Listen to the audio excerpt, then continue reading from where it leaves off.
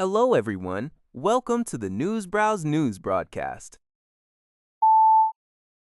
During the recent Trump-8 meeting in Beijing, Chinese leader Xi Jinping reportedly raised the Taiwan issue as the most critical point in U.S.-China relations, warning that mishandling it could lead to collision or even conflict.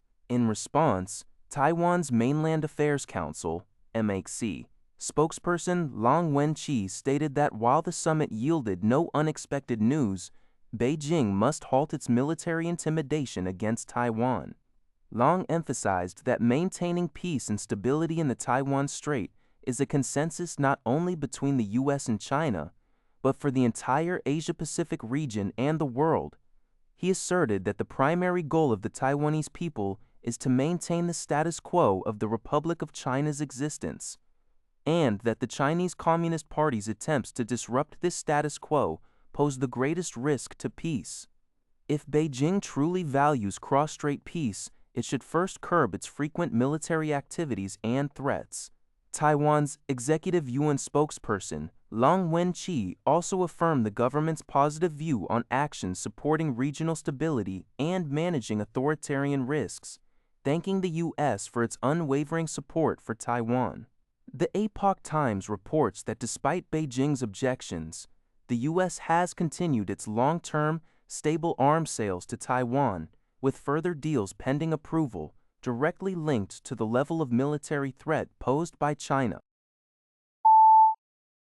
The Liberty Times reports that the Hong Kong-based South China Morning Post (SCMP) cited sources indicating Russian President Vladimir Putin is scheduled to visit China for a one-day trip on May 20th. This visit comes closely after U.S. President Donald Trump concluded his own visit to Beijing on May 15th, where he held talks with Chinese President Xi Jinping. The SCMP notes that this marks the first time China has hosted both the American and Russian heads of state within a single month, underscoring Beijing's strategic efforts to manage its relationships with both countries. It also reflects China's ambition to position itself as a pivotal global power amidst an increasingly fragmented world order. Kremlin spokesperson Dmitry Peskov confirmed on May 14th that preparations for President Putin's visit to China had been finalized. According to Reuters, Putin and Xi Jinping have met over 40 times, with their most recent encounter taking place in Beijing last September. According to the Epoch Times, Russia launched another large-scale airstrike on Ukraine's capital, Kyiv, in the early hours of Thursday, resulting in at least one death and 33 injuries.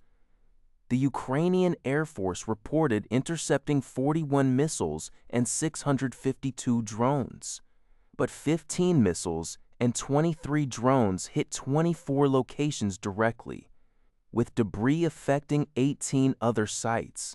Ukrainian President Zelensky emphasized that this was not the behavior of those who believe the war is nearing its end, urging allies to continue supplying air defense systems. The attack coincided with U.S. President Trump's visit to China, leading Ukraine's Foreign Minister Andriy Sybiha to interpret it as Russian President Putin's response to the Trump-Colossi meeting. Sybiha stated that the attack involving hundreds of drones, ballistic and cruise missiles underscored Putin's threat to international security, especially when the world anticipates peace. He stressed that only sustained pressure on Moscow could halt the conflict and that U.S. and Chinese leaders possess the leverage to compel Russia to end the war.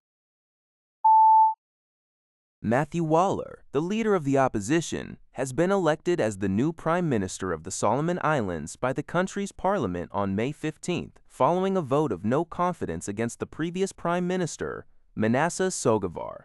Wale, 57, won the election by a 4-vote margin against Peter Agavaca, the former Minister of Foreign Affairs and External Trade.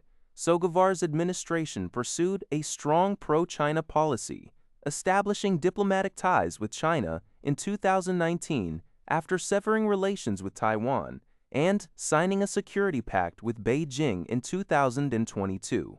This pact raised concerns among geographically close nations like Australia, which feared the potential for China's military expansion in the region. While Wale had previously criticized Sogavar as a puppet of Beijing and advocated for the cancellation of the security agreement, he has reportedly softened his stance, indicating that scrapping the pact would cause unnecessary problems. Australian media reports suggest that experts believe there may not be a significant shift in the pro-China policy under the new government. Sogavar's government had also faced public discontent over corruption allegations and a series of ministerial resignations. This news comes from Mainichi Shimbun. According to NHK, Cuba has announced that its fuel reserves for power generation have been completely exhausted. This critical situation is attributed to an oil blockade imposed by the U.S. administration of President Donald Trump. Minister of Energy and Mines Vicente de la O. Levy confirmed in a state-run TV interview on Wednesday that the nation has run out of both fuel oil and diesel. He stated that Cuba is open to purchasing fuel from any willing seller.